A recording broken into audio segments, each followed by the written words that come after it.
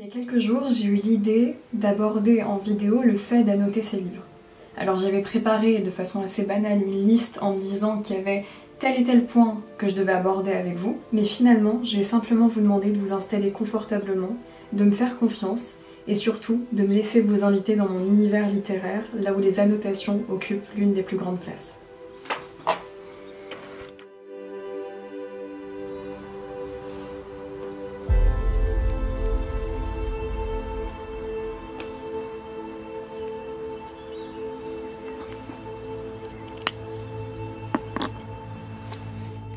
On m'a souvent dit qu'annoter un livre, c'était le trahir. Qu'écrire dans ses marges, c'était abîmer l'œuvre, la salir, comme si le moindre trait de crayon suffisait à lui faire perdre son âme. Mais moi, je n'ai jamais vu comme ça. J'ai eu peur, oui, peur de regretter, peur des années plus tard de relire ces mots soulignés à la hâte et de me demander « Mais pourquoi j'ai écrit ça? Pourquoi ici ?»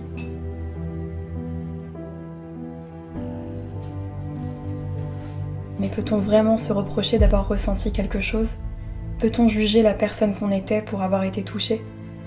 Un livre est un objet figé, et pourtant il vit, il nous transforme.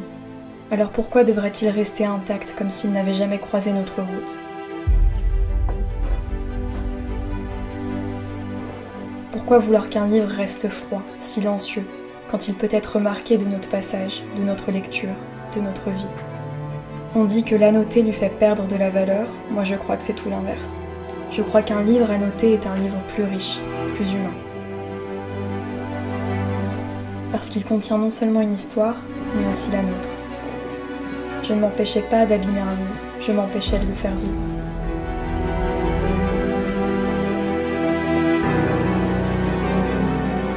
Et aujourd'hui, je refuse de lire en silence. Je veux m'exclamer, m'indigner, pleurer, souligner, surligner, entourer. Je veux dialoguer avec lui. Chaque annotation est une empreinte, une mémoire.